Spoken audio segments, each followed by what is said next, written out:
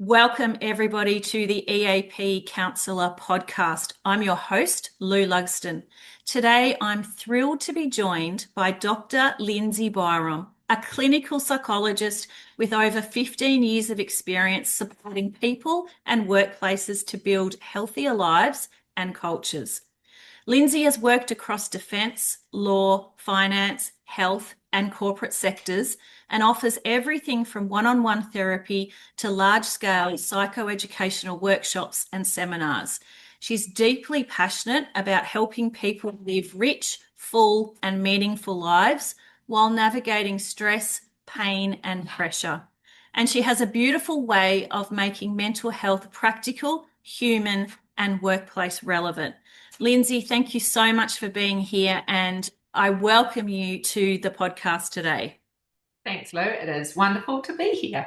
I'm so excited as well because I've been wanting to interview a psychologist, a clinical psychologist for a long time, and I was so excited to meet you and learn about all of the fantastic things that you do. So thank you for saying yes to Thanks for the warm welcome.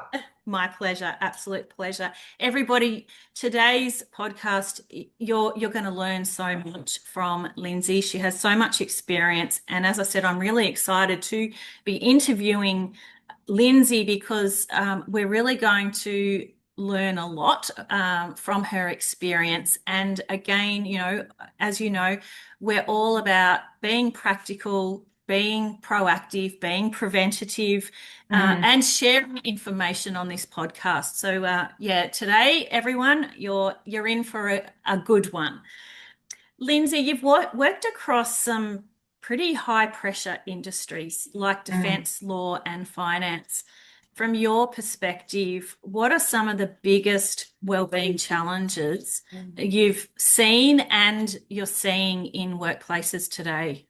Yeah, well, I guess I'll probably start off with just some statistics really is that 1 in 5 Australian workers are currently experiencing some sort of mental illness or disorder, most commonly depression and anxiety. So your mood disorders, your anxiety disorders.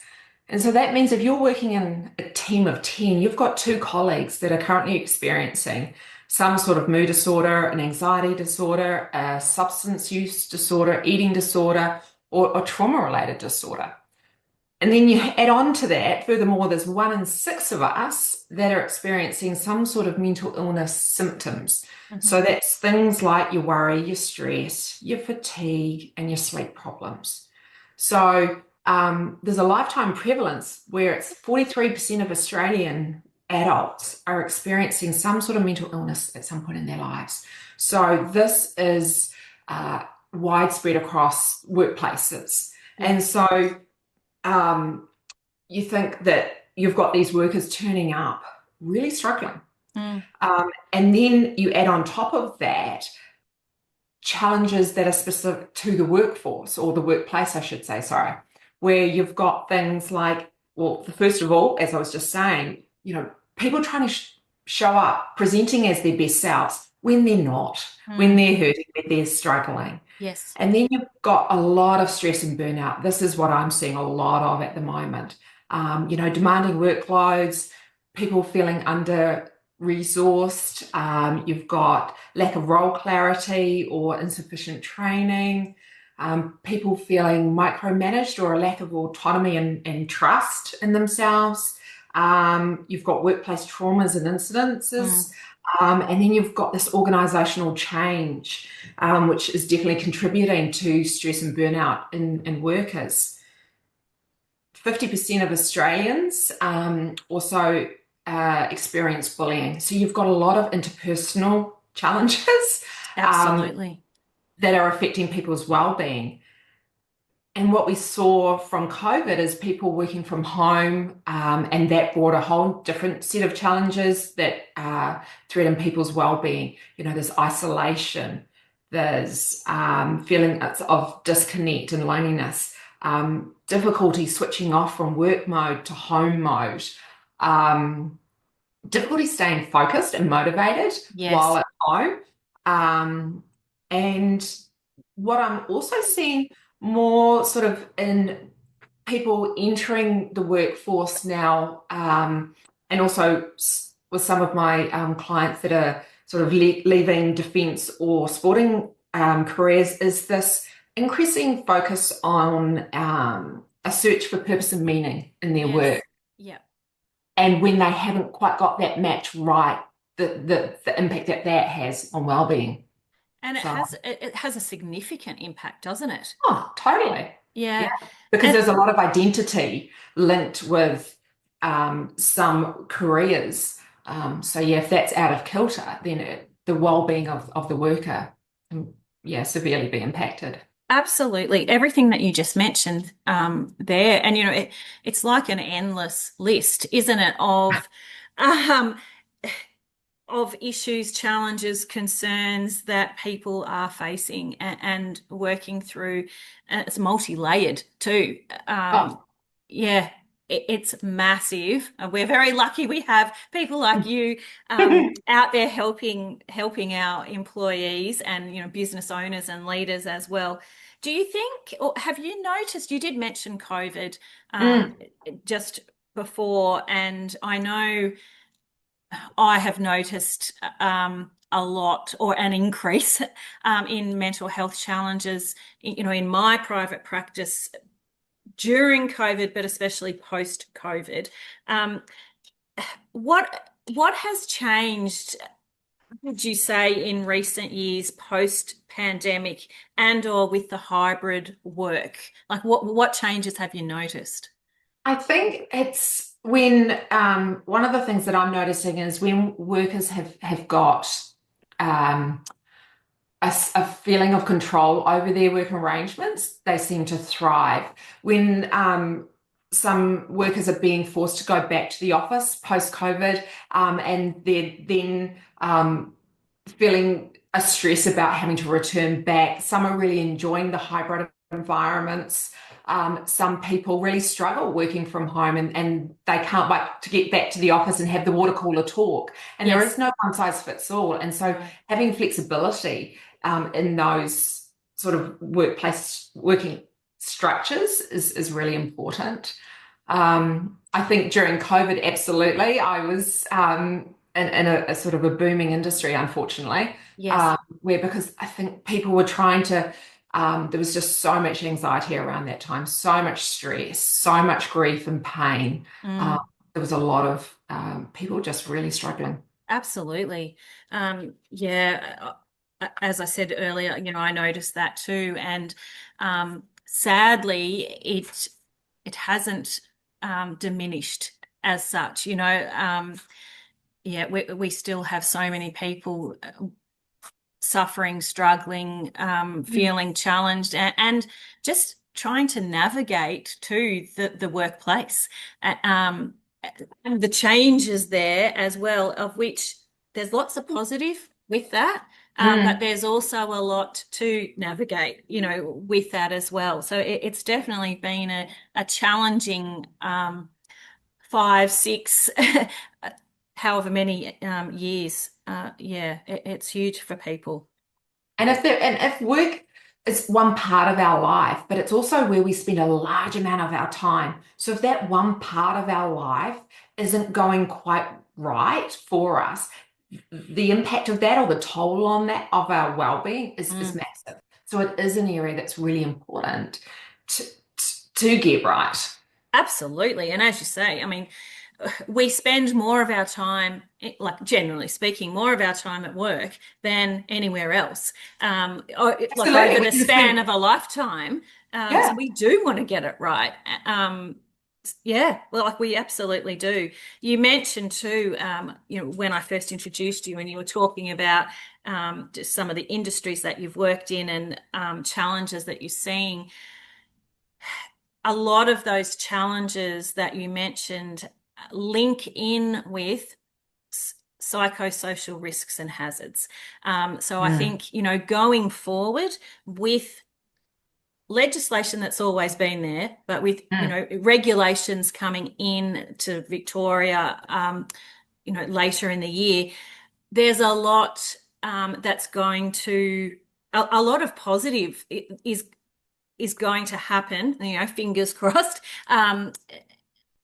as those risks and hazards become, I guess, just a lot more known, to Absolutely. everybody. And, we're all working on the same thing to create psychologically safe workplaces, to minimize psychosocial risks and hazards, and to, really create environments where people can perform at their best or they can Yeah, thrive. absolutely. Whatever that looks like for them. Yeah, so hopefully, we're all heading in the right direction. You run workshops and presentations for workplaces in a range of sectors. And I know when we have had our conversations, you've mentioned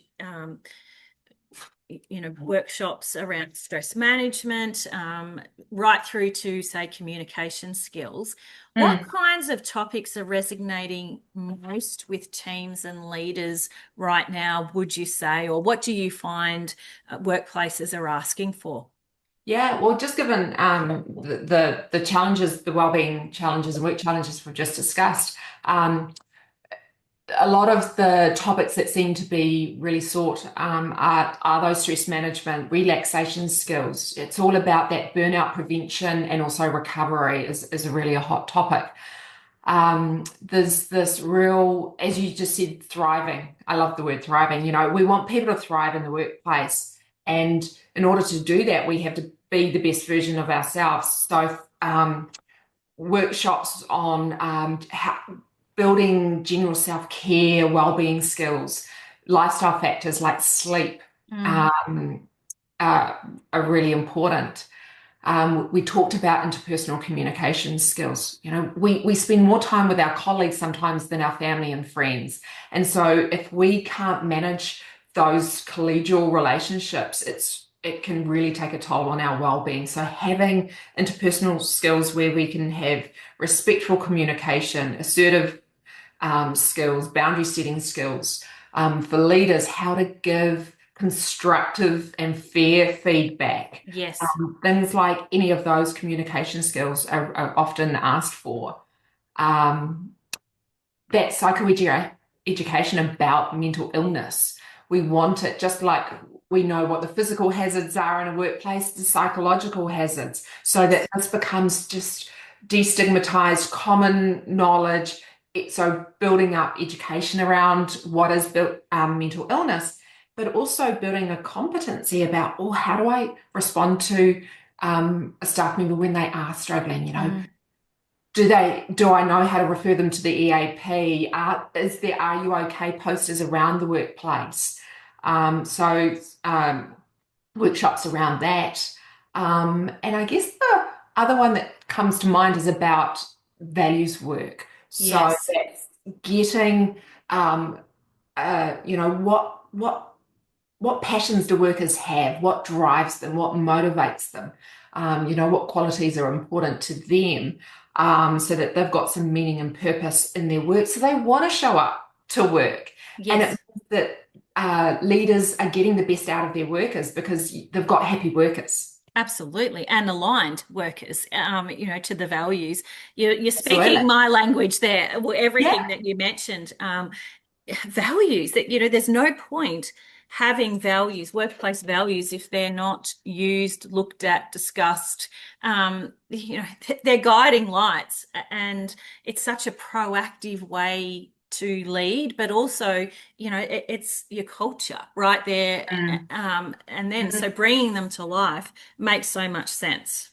But it can make team cohesion so much easier if you look at it from a strengths-based model. It's not all members in the team have to be the same. It No, can be this person really thrives when they get to be like this, whereas this person really wants to be like that. And yes, so getting them to be in the best versions of themselves, and then the whole team benefits.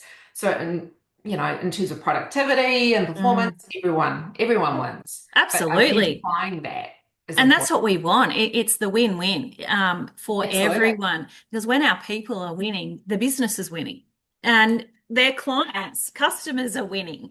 Yeah. Yeah.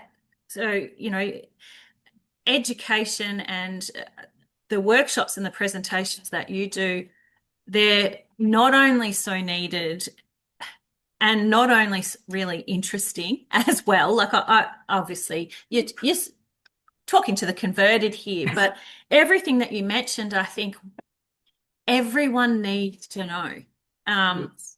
that information, and it's just part of, again, thriving culture, thriving people, and it's part of too learning about ourselves, how we tick, what we're about.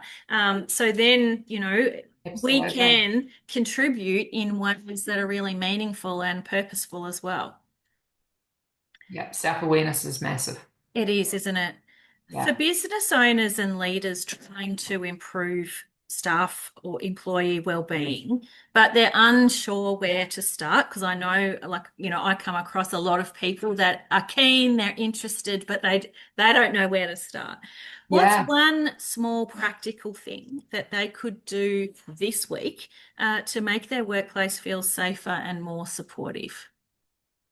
It's a great question, and there's no right answer, and that there's no Yeah. one perfect right response. No. Every workplace is different. But if we think about what is a safe workplace, it's one where staff feel they feel seen, they feel heard, and valued, and they're comfortable to take those risks and share ideas and contribute fully to their work, right?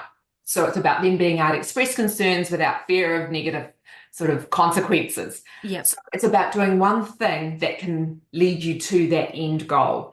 And so, it's about workers feeling valued, seen, or heard. So it may be giving them some acknowledgement, some positive feedback, checking in with them. If they don't seem to be quite themselves, then pulling them aside and having a check-in, or if something's just gone down, organizing a debrief with them, asking questions, giving them that message of you're interested in them, you're curious about them. Yes. Yeah. Curiosity is everything, isn't it? Oh, it's one of my key words that I say a lot. I do too. I feel like it's an everyday word and probably like an every hour word as well. When we get curious, we are able to take that step back to really look at things from all different angles. And what I love about it too is we remove judgment. We remove, the negativity, any biases, when we just open up to, I wonder, I'm curious and I wonder, let's find out together. I think, in regards to then building really solid, safe relationships, it's such a great positive way to go. Absolutely. And what about for employees? So for someone potentially feeling overwhelmed or emotionally exhausted, and I know that you would be working with a lot of people feeling like Absolutely. that, as I am as well. What's one thing that they could do to support their own well-being during a tough work week? Well, look, I could spend a lot of the time answering that question, because I think it's really important that everyone develops a toolkit, and which has lots of tools in it, obviously. Yeah. One tool that I find that lands well with clients is going through an exercise where they identify the 6 different categories of well-being needs. So that's your physical needs, your mental needs, your emotional needs, relationship, spiritual, and sensory needs. And we don't want to overwhelm people and say they've got to meet all their 6 needs. But if it's been a really tough week, it might be a worker sitting down and just mindfully checking in with themselves and going, what do I need right now? And it may be that they need physically, they need to do something. And so I always think of the needs as being addition or subtraction. So addition may be, I really need to move. I've been sitting down at my desk all day and I just need to go for a walk. Or sometimes it may be, I've just been running around nonstop and my physical need is to rest and to put my feet up. And we can apply that addition and subtraction to each of those. Do I need more social contact because I feel like I need to reach out to a friend? Or do I feel like I'm physically or sorry, socially exhausted, and I actually need to put a barrier in and say, actually, I'm not coming to that party tonight. I actually need to stay in. Mm.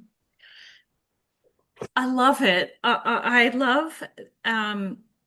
I love a good toolkit. But I also love that your example there, with the what do I need more of, what do I need less of? Mm. That's not adding anything new in, is No, it? It's sometimes it's actually subtracting yeah, it's is the most just important. yeah, it's looking at how am I feeling? What is happening? What isn't happening? Mm. Getting curious again, bringing that word back Mm. in, and dialing back, in an area or some, and or what do I need more of? And a lot of people, dare I say, rest, and just looking after themselves. But I think that's a really nice way of looking at it too, and it's really practical. It's I feel we don't want to overwhelm people by going, I don't have time for self-care, or it's another thing I have to do. Yes, Actually, no, it's about not doing things is yeah, self-care. Bringing absolutely. ourselves up, slowing down in our very fast-paced society. Definitely. And I think too, a lot of people, and I'm generalizing here, but they sort of get on life's treadmill of Mm. fast paced, and there's really no breaks, if we're on that treadmill. And when we're going at that pace too, we sort of can forget that, oh, hang on, I do need to pause sometimes and look after myself and take a rest. It's so nice to give yourself permission to slow down, take a look at things, and make decisions from there. And I think this is where that values work can come in really nicely because we can then ask ourselves the question of why am I doing this? Mm. Why am I rushing around? Why am I being so busy? Is it literally, have I subscribed to keeping up with the Joneses? Or is this actually in line with my values? And so then sometimes when that question comes up of what do I need more of, what do I need less of, we can go, yeah, actually, I don't need to be doing this. This isn't important to me, but my self-care really is.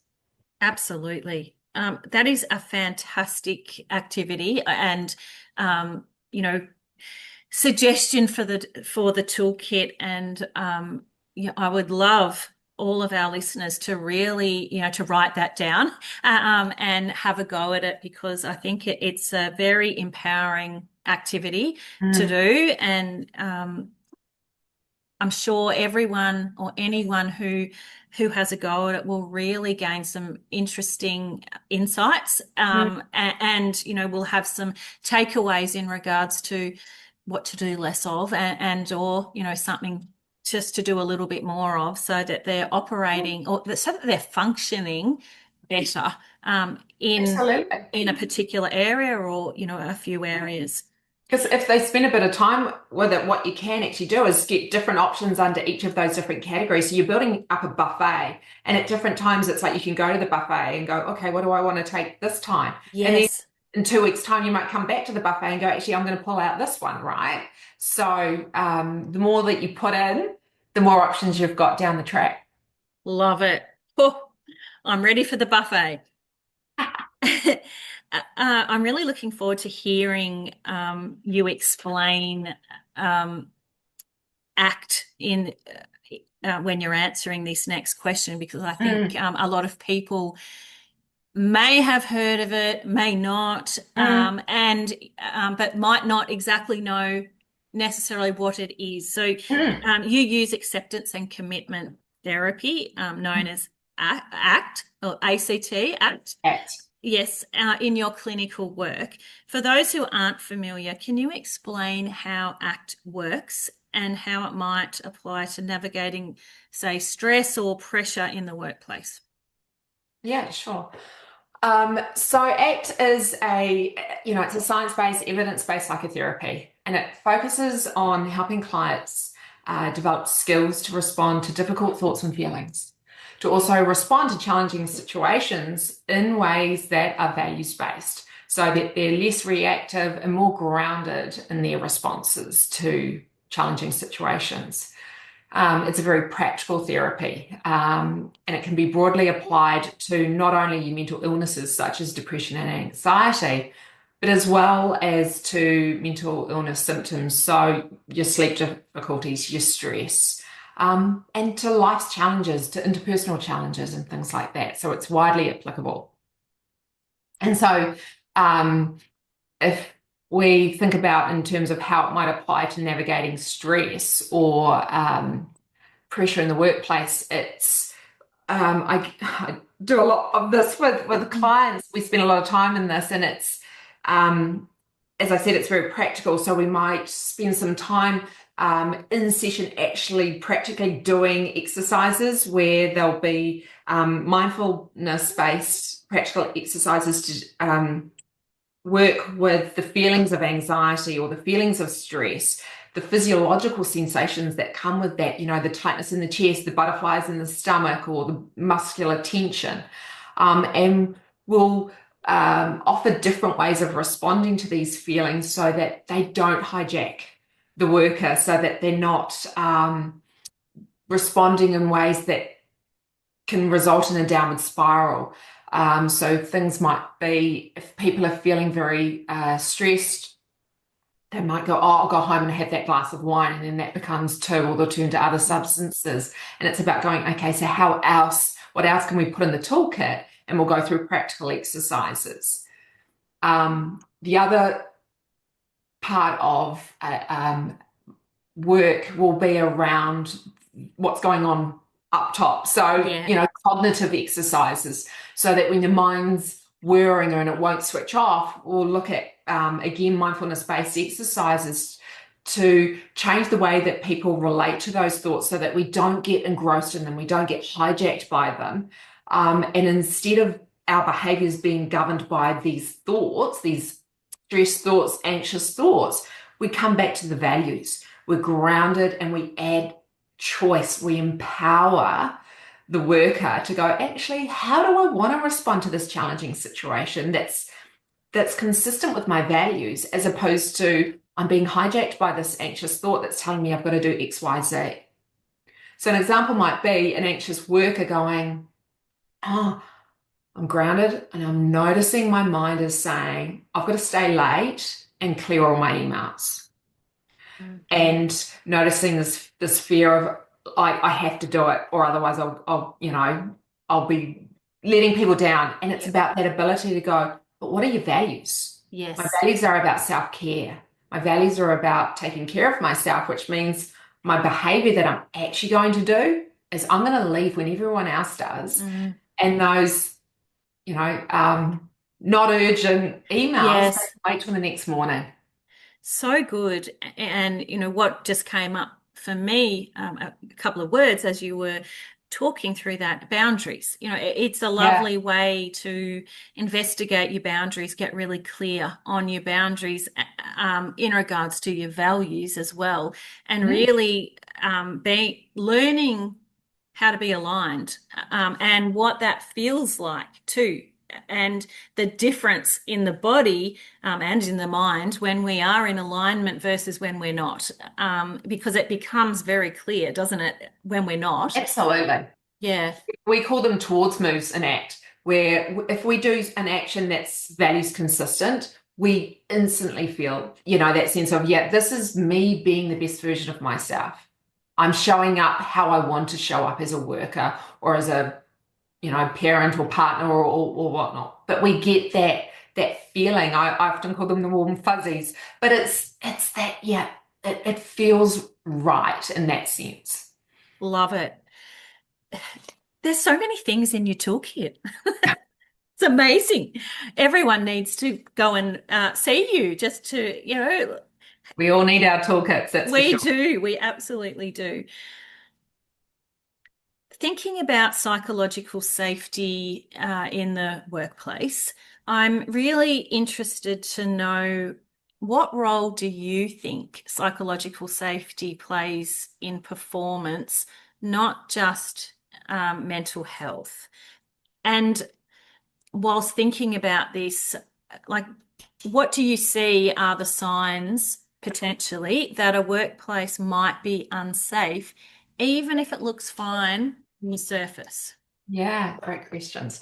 So if we think about, well, what is psychological safety? It's an environment where your workers feel comfortable taking risks, comfortable being creative, sharing ideas, and expressing concerns without a fear of negative consequences. So not being judged, humiliated, or punished.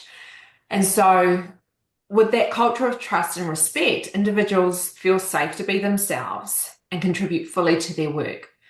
Without that, they're not going to perform to their full potential. So, if you think about this through a growth mindset, you want the best out of the worker.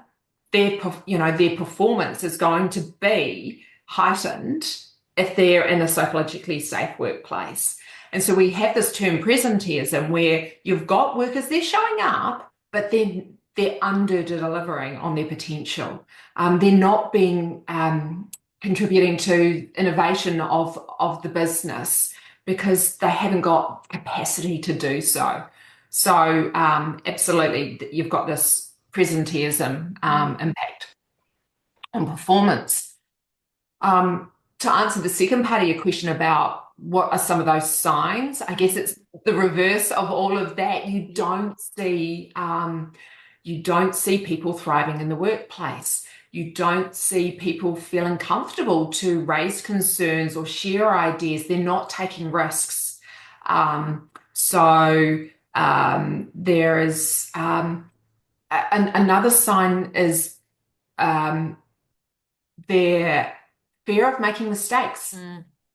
That part of growth is trying something new, being curious, Yes. Taking a risk. But if there is a fear of making the mistake and being ridiculed or punished, people make mistakes, they cover it up, they try and offload that onto someone else. So those can be some signs. But mental illness, especially anxiety and depression, is now the leading cause of sick leave. So that's your absenteeism, Yes. and your long-term work incapacity in Australia. So that's the compensation claims. So, we were talking before about people showing up but underperforming as presenteeism. Well, you've also got the absenteeism. They're just not even showing up at all. Absolutely. And that has both have a massive impact on a workplace, on the team, on everything. Absolutely. It's fascinating as well because I'm interested to know, like what your thoughts are on this. For me, I'm in and out of workplaces. I'm talking to lots of business owners, leaders, employees as well, all of the time. And I don't think it takes very long to, whether it's get a feel, to notice, to hear, when a workplace, it might look fine on the outside, but things are happening, on the inside that isn't or that aren't conducive to psychologically safe workplaces, to team members thriving. What are your thoughts? Like, do you think it's, you can pick up on it relatively quickly or not necessarily? Sometimes it's the things that aren't being said. Yes. It's the conversations that aren't happening. It's the check-ins aren't happening. It's the people that don't know what the other person's partner's name or whether they've got kids or what they did on the weekend. There isn't that support, that team building sort of safe environment. Everyone's getting in, heads down, trying to get through their work, that there isn't that extra conversation. Fear of how they may be judged. They don't feel like they can be open and honest and be themselves. So I think there's a lot of what's not being said, what's not being asked. Absolutely. Great answer. And yeah, I agree with you wholeheartedly on that too. There's definitely things that, we can pick up. There's, and there are things that we might hear, see, but again, as you said, the things that aren't said and that don't happen really do sort of, shine a spotlight on I guess how healthy a workplace is in regards to the psychosocial safety and just, the ability for people to thrive versus just survive and turn up because they have to, and not, want to go the extra mile to be part of something that has the potential to be great. You often present on skill building, which I love, like assertiveness, responding to angry clients, and goal setting. How important is it for businesses, in your opinion, to invest in these practical interpersonal skills as part of well-being? I think it's a very wise investment. I think it's costly to not invest in interpersonal skill development. If we just talk about the financial costs, mental illness in workers costs Australian businesses $11 to $12 billion per year. And that's things, as we've just talked about, the costs of absentees, staff taking sick leave. It's the presenteeism, the increased mistakes, reduced performance, and productivity. You've then got increased staff turnover rates and the associated recruitment and training costs with that. And then you've also got the compensation claims. So to not invest in producing psychologically safe workplaces is costly to businesses. So it's, and as we also just spoke about, we spend a lot of time with our colleagues. So, and 50% of Australian workers have experienced bullying. So it's really important that any conflict or discord in collegial relationships is addressed. But sometimes it's not the interpersonal conflict or challenge isn't from our colleagues, it's actually from our clients, our customers, or our patients. Yes. And so, if you've got an anxious patient or an angry client, then it's also really stressful for a worker to go, well, how do I manage this other person? Yes. And so as businesses, it's really vital to have workers or staff that are competent in their communication skills, their interpersonal skills. So they've got this competence, but then from that, they have a confidence that if these challenges arise, they're like, yep, no, I can trust myself to be able to handle this. Some people, they just naturally are really great in these situations, but my experience is that people don't know what to say or do. No.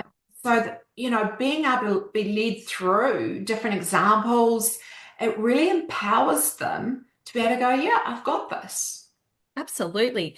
I just wrote down two words as when you were answering that question, which is, a new tagline, competence equals confidence. I love it. And it's so true. When we build competence, when we build skills, knowledge, capacity,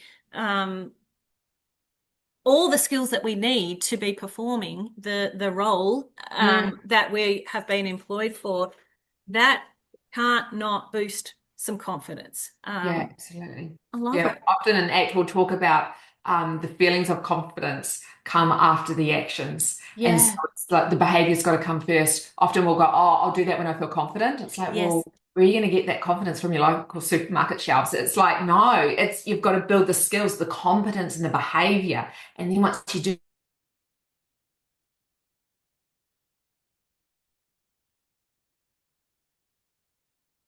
that, you go, yeah, I feel confident in my.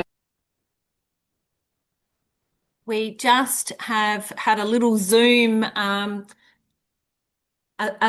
Zoom hiccup, but I think you're back, Lynsey. Are you back? Yes, I'm back. Yes.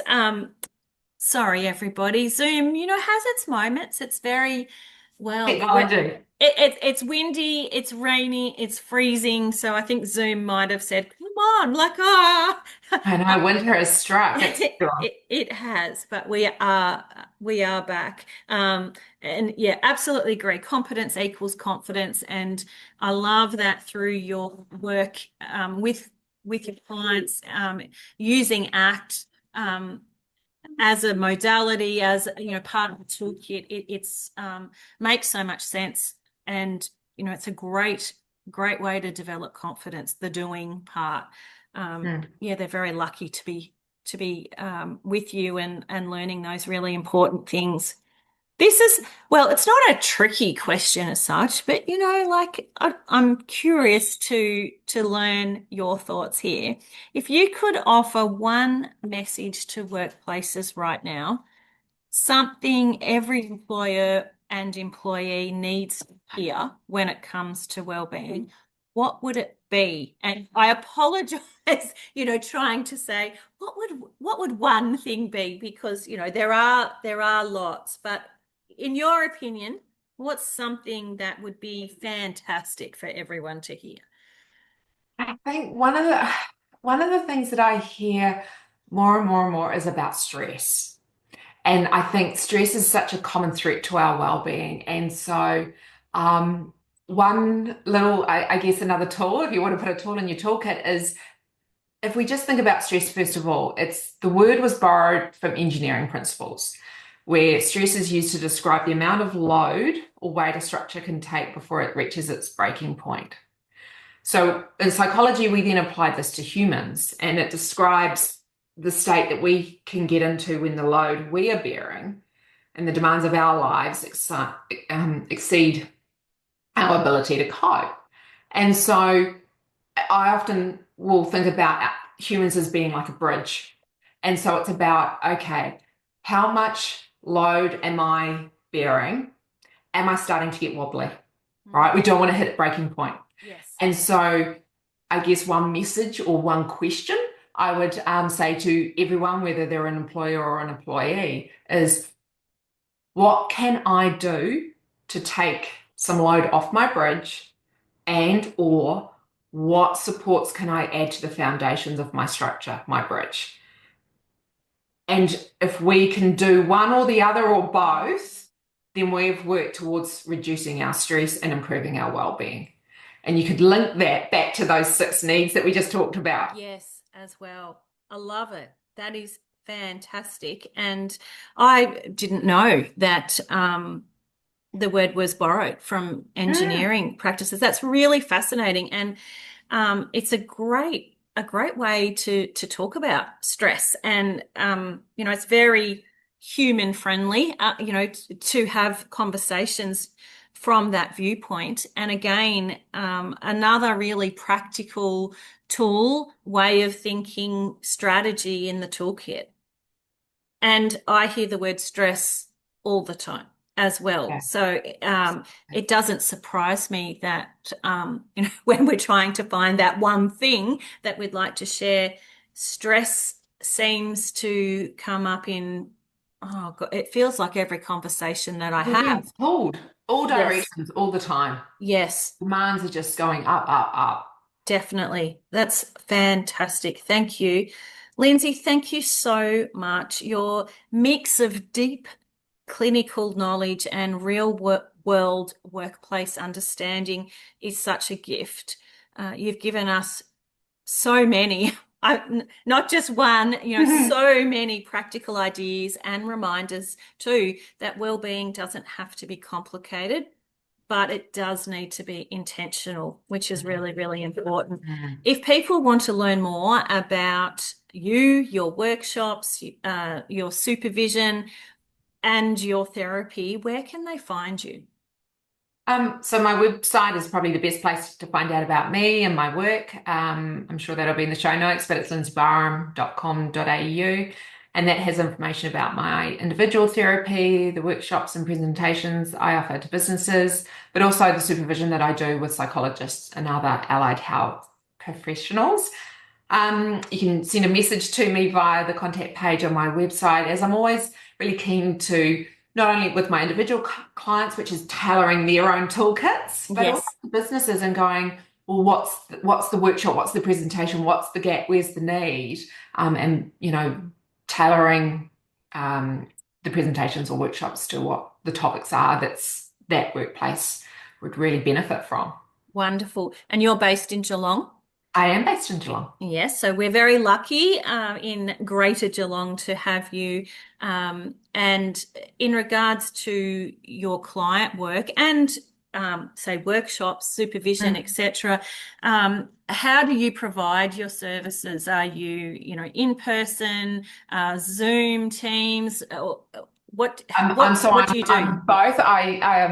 So I'm face to face in my counselling rooms in Belmont, Yes, but also online. So I'll do presentations. I'll travel to businesses, but I also have done them via Teams and wonderful.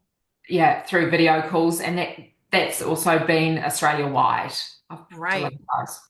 Wonderful. Well, thank you so much for joining us on the EAP Counsellor Podcast today. I have got so much out of talking to you. I'm absolutely sure that all of our listeners have as well. Have got some new tools in the toolkit, or their toolkit definitely has been boosted today. Mm. So thank you so much for your time, for your knowledge, and for just working in this space. I think, we're very lucky to have people like you working in this space, helping people and, just working hard to help people thrive. So thank you for all that you do, and thank you for your time. Oh, thank you so much. It's been a wonderful experience to be here. So thank you so much for having me. My absolute pleasure. Thank you, everybody, for tuning in today. Have a safe rest of the day and make sure you stay warm as it's very freezing here. Thank you, everybody. We will be back with another episode soon. Have a wonderful rest of the day. Thank you. Bye.